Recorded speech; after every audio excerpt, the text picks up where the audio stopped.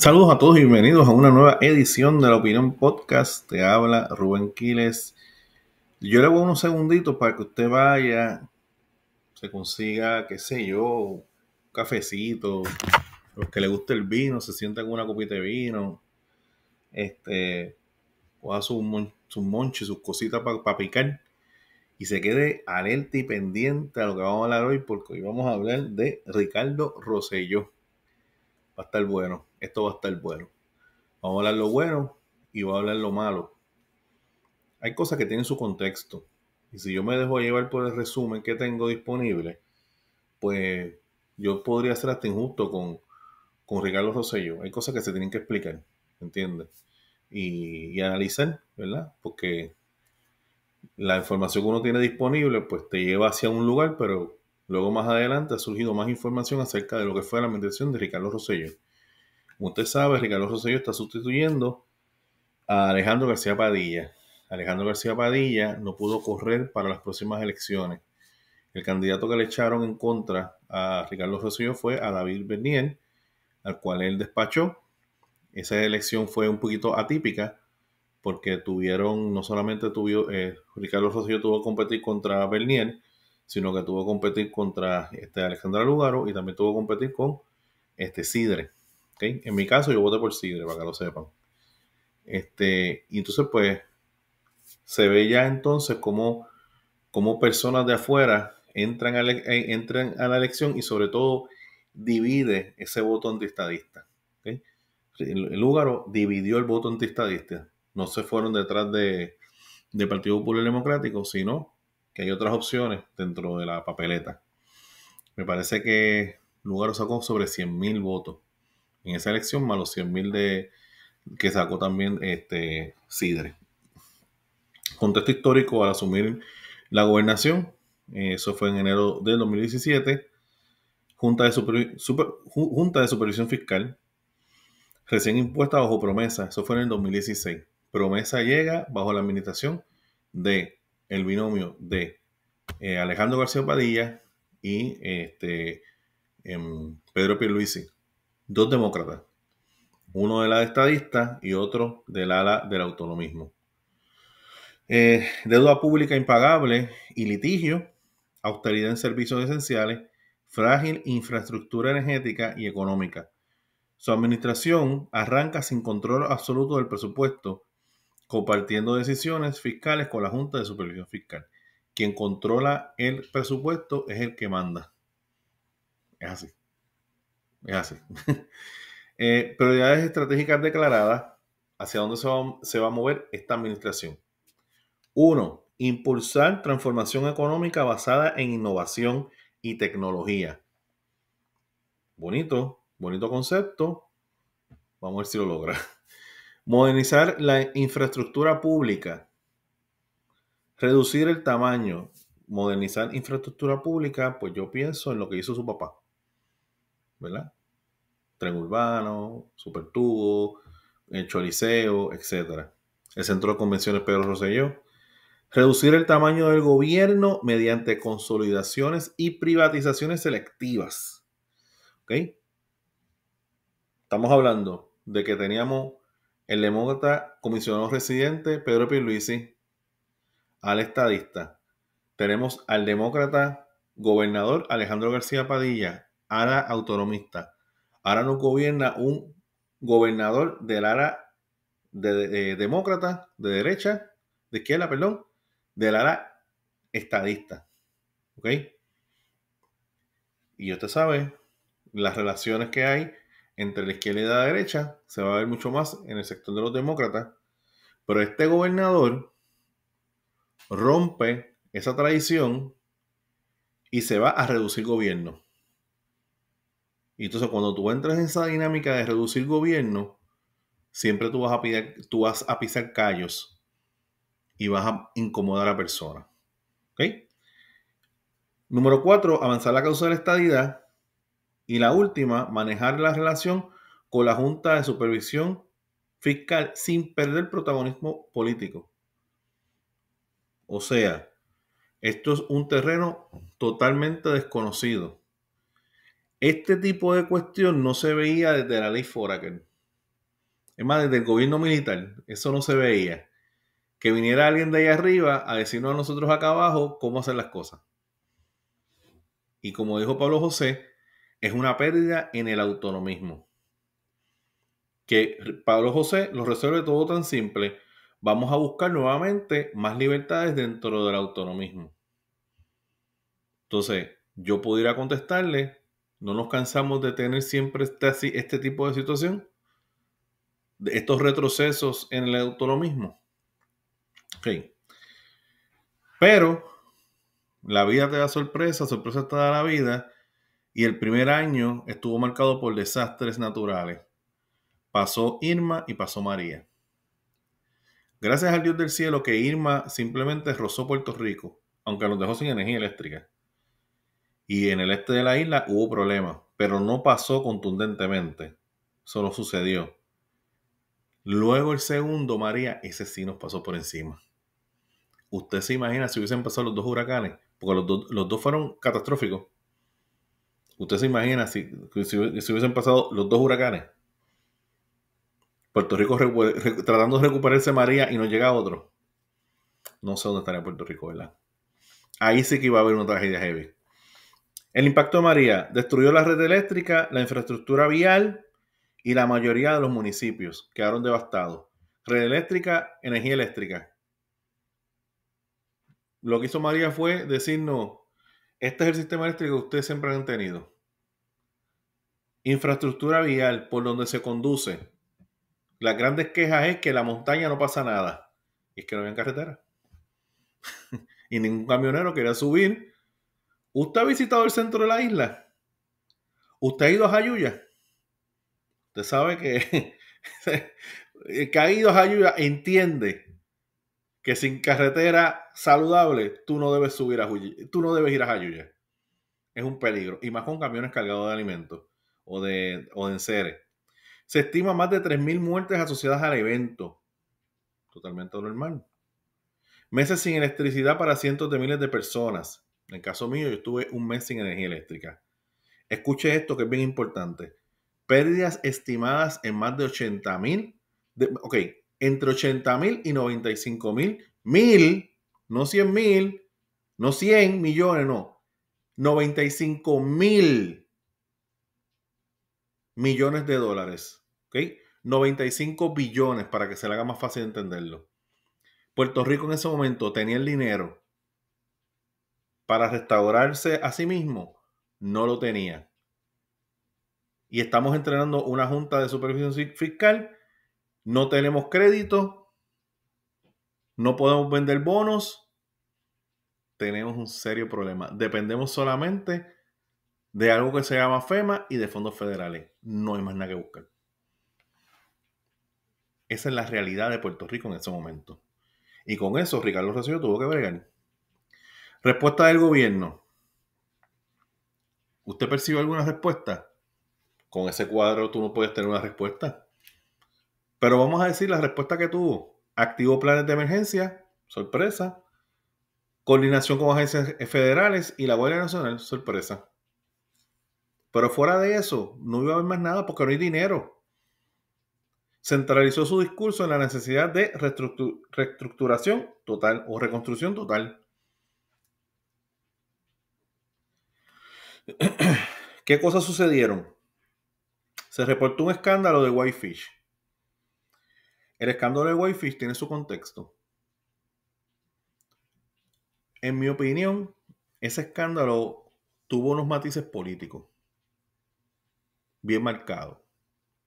Y es como el matiz político que tiene hoy Luma. Vamos a cancelar el contrato de Luma. ¿Por qué? Porque queremos cancelar el contrato de Luma. ¿Por qué? Porque Luma es el centro de la maldad en Puerto Rico. Pero Whitefish pasó exactamente lo mismo. En mi opinión, la política está en todos lados en Puerto Rico. Yo creo que no era el momento para tú establecer problemas de que si hay corrupción o no hay corrupción. Yo creo que la cancelación de ese contrato con Whitefish le hizo mucho daño a Puerto Rico. Número 1, Cobra, que fue la siguiente que vino, esa sí robó. Y yo proceso. Eso provocó el cancelamiento de Whitefish y provocó que Puerto Rico tuviera en esa emergencia buscar a otra compañía para hacer el trabajo. Y tercero, Whitefish nos demandó porque cancelamos el contrato sin previo aviso. Le tuvimos que pagar a Whitefish $100 millones. Pues entonces, ahora mismo, pues, ¿verdad? Hago un paréntesis. La gobernadora tiene ese mismo dilema. Cancelar Luma. Número uno, tengo que conseguir a alguien que me cubra Luma. Mientras tanto, Luma sigue en el poder. Y número dos, si no hay justa causa, Puerto Rico tiene que pagar esa cancelación. Pavón Roca decía que él prefería pagarle a Whitefish los $100 millones que seguir con Whitefish. Porque no eran eficientes aparentemente para él. Juzgue usted. Problemas de manejo de suministros. En el caso de FEMA, pues la prensa reportó que hubo unos almacenes, hubo unos suministros expirados, etc.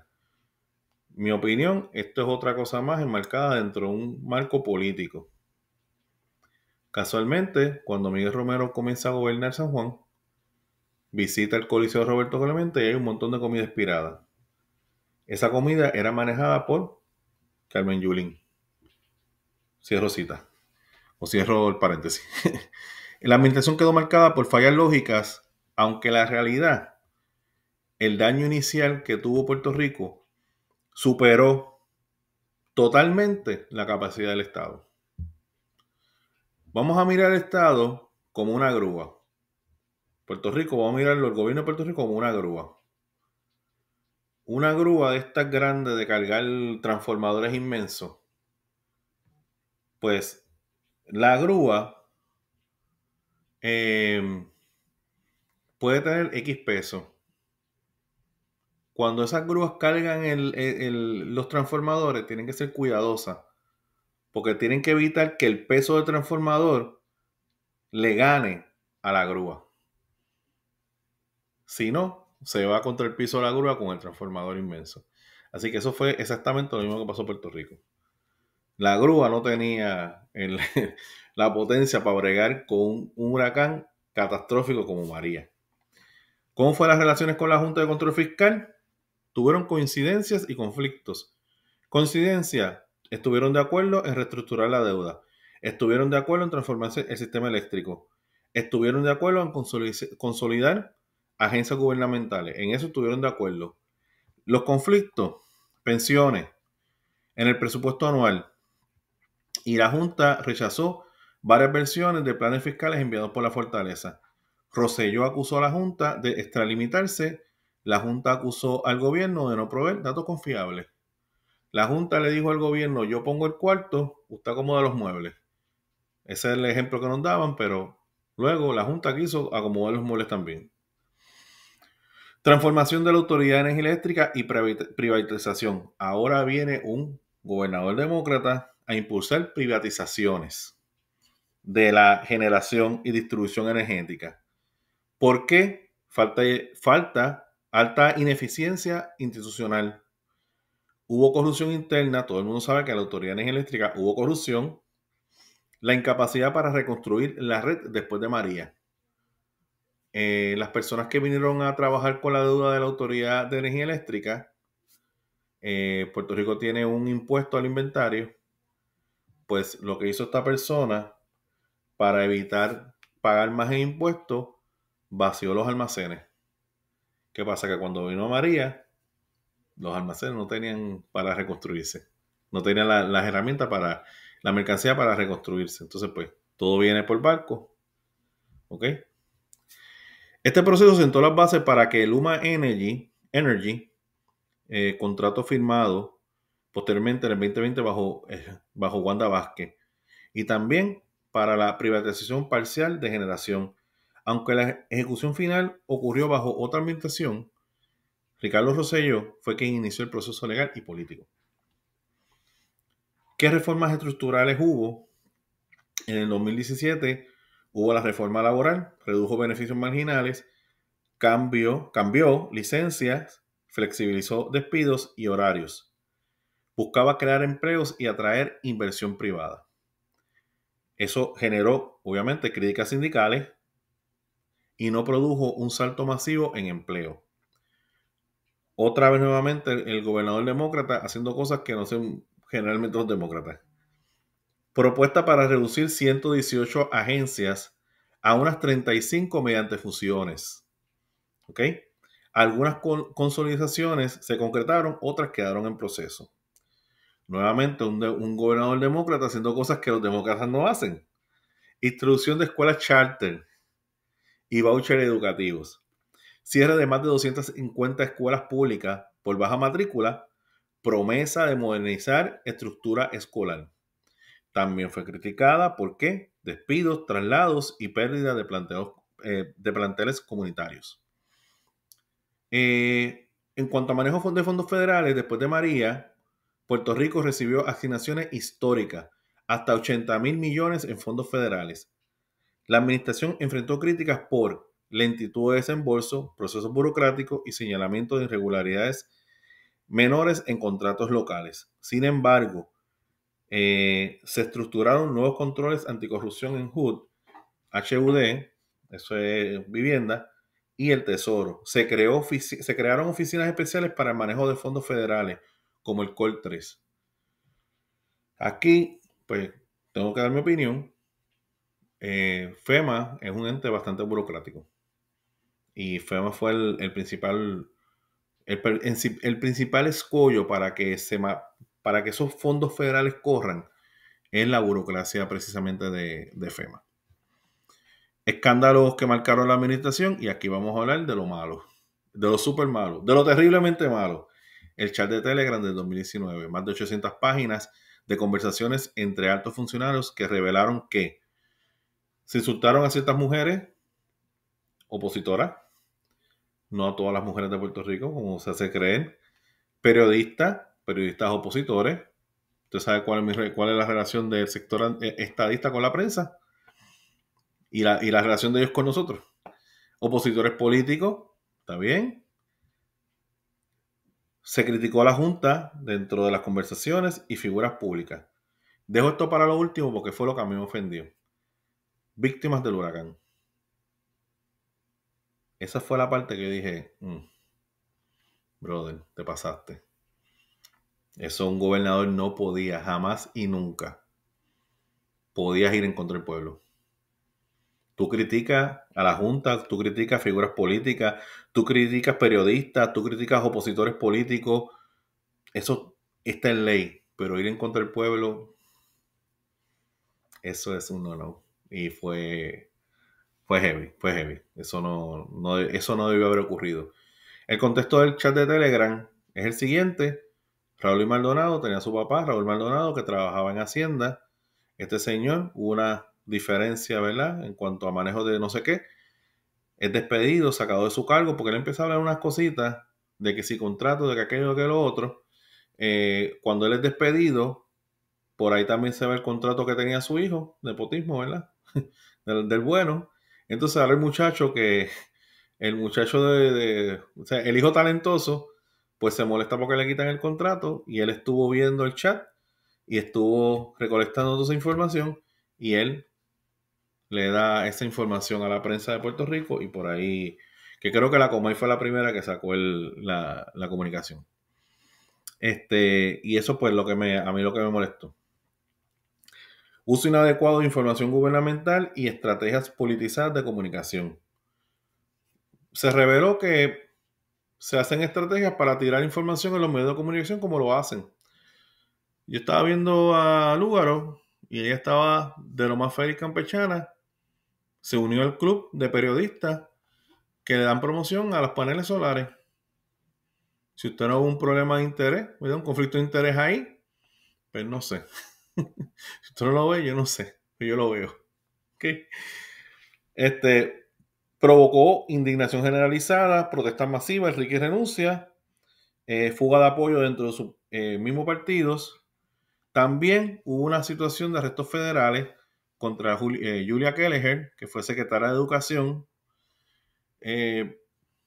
le cedió un espacio a este edificio y ellos a cambio pues le dieron un apartamento y qué sé yo, y ella tenía prueba y no tenía prueba y nada, se declaró culpable. Y Ángela Ávila, directora de ACES, que también es acusada y se declaró culpable, cargos por fraude y mal uso de fondos federales, de fondos públicos, dañaron la percepción pública de la administración. Entonces viene en el 2019 la histórica renuncia. El 24 de julio de 2019, Rosselló anuncia su renuncia, primera vez en la historia moderna de Puerto Rico, efectiva el 2 de agosto del 2019. ¿Cuáles fueron los factores? El chat, la desconfianza tras María, pero yo usted sabe, ya le expliqué que realmente los daños de María sobrepasaron la fuerza del Estado. Hubo protestas masivas. ¿Se acuerdan el perreo combativo intenso que anunció Jorge Rivera Nieves, que se pararon ahí en la catedral de San Juan a las mujeres a bailar, a perrear, ¿verdad? En la catedral, y el obispo nunca dijo nada. Y presión del liderato político, PNP y oposición. Todo el mundo culpa que el PNP dejó solo a Ricardo Rosselló. Póngase en el lugar de lo que están dirigiendo el partido. El partido es más grande que el político. La institución es más grande que el partido. Si el PNP se unía en defensa, pues iban a arrastrar ese lastre con ellos. ¿Ok? Y así lo explicó Tomás Rivera Chat. O sea, yo no tuve de otra. Porque si no, no arrastran el partido y el partido se hunde. ¿Ok? Y claramente lo dijo, sí, no lo apoyamos y no lo apoyamos. Y obviamente los opositores políticos, como una gobernadora hoy, pues aprovechó para pedirle la renuncia. ¿Entiendes? Pues y ahí ve cómo se posiciona. Así que funciona el sistema. ¿Entiendes? Esto es cruel. Y por ahí vino Pedro Pierluisi y vamos a ver cómo guisamos nosotros. ¿Entiendes? Y hubo personas que le pidieron la renuncia, como Charbonnier y el alcalde de Cataño, y los dos están cogiendo cárcel. ¿Me entiendes? Y Ricardo Rosselló está cogiendo cárcel. ¿Me entiendes? Pues así que funciona esto. Es raro, pero así que funciona. Tú sabes. Y hay analistas que hoy están diciendo que el chat fue manipulado y qué sé yo, y que fue por culpa del PNP que renunció, pero ellos también le pidieron la renuncia a Ricardo Rosselló. Yo no pedí renuncia, pero que porto yo, ¿verdad? En ese momento yo no de esto. Yo creo que ni el podcast lo tenía, pero yo no pedí renuncia. Y yo estoy convencido que no tenía que renunciar. Yo creo en la democracia y el sistema. Lo que faltaba era en cuánto. Un par de meses para las elecciones. Pues tú puedes decir, no voy a correr, se acabó. Y me quedo hasta aquí y termino mi cuatrenio. Y hasta se acabó. No había que hacer más nada. Esa es mi opinión, ¿verdad? Pero, pues. Logros y atributos a la administración. Recuperación económica entre el 2018 y el 2019. Tras el colapso por María, se observó crecimiento económico por gasto federal, mejoras en empleo privado, incrementos en reconstrucción e inversión. ¿Okay? Reconstrucción de deuda parcial, acuerdos preliminares con bonistas bajo promesa, inicios de reformas energéticas, innovación y digitalización, expansión de servicios en línea. Impulso a tecnología en gobierno, aunque limitado comparado con expectativas iniciales. Con todo y eso, antes del chat, Rosselló iba camino a una reelección. A mí nada me puede convencer de lo contrario. Ricardo Rosselló iba camino a una reelección y yo sé que eso es lo que le duele. Y a mí me dolería también, porque él podía ser reelegido. La primera vez desde su propio padre que tiene, porque Jennifer, fíjate, eso, ya el PNP le puso la cruz. Jennifer, gracias por participar, pero a menos que pase algo radical, yo sé que ya se están manejando otros candidatos. ¿Ok? Pues por eso es que, ¿verdad? También hubo la controversia de los muertos de María, se lo achacaron a él como si fuera responsable. Pues, con todo y eso, él iba a un buen ritmo para ser reelegido. Debilidades y críticas históricas, manejo problemático del huracán María, escándalos éticos, arresto de funcionarios, conflictos con la Junta de Control Fiscal. Yo no lo pondría ahí, pero pues. Reformas percibidas como improvisadas o inconclusas, caída drástica en confianza pública, el chat, yo creo que el chat fue lo más que jorobó esto. El chat fue lo más que jorobó. En cuanto a la evaluación histórica, visión favorable, pues mira, inició transformaciones necesarias en energía, encaminó la normalización fiscal post-quiebra, promovió innovación y modernización y se enfrentó a la Junta para proteger prerrogativas locales. Por eso es que yo no puedo incluir en conflictos con la Junta, porque realmente él estuvo peleando con la Junta. Visión crítica,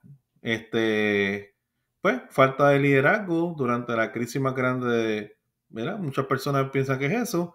Ineficiencia en distribución de ayuda, cultura de administración problemática, corrupción agencia, eso es lo que piensan los antiestadistas. Conclusión, la administración de Ricardo Rosselló fue una mezcla intensa de reformas estructurales importantes, una tragedia natural histórica, reconstrucciones fallidas, tensiones institucionales y un colapso político sin precedentes con el chat. Su legado es contradictorio. Pudo haber sido uno de los mejores. Líder reformista para unos. Yo creo que fue bastante reformista. Para otros, un símbolo de mala gestión, pero sin duda uno de los gobernadores que más ha marcado la política puertorriqueña en el siglo XXI. Esa es mi opinión. ¿Ok? Pero déjame tu opinión en los comentarios. Discutan en los comentarios si fue buen gobernador, si no fue gobernador. ¿Qué fue lo más que te ofendió del chat? Y yo te dije, a mí lo que se dijo en contra de los afectados por María, eso pues, yo creo que eso fue mucho. Nada, déjame tu opinión, nos veremos.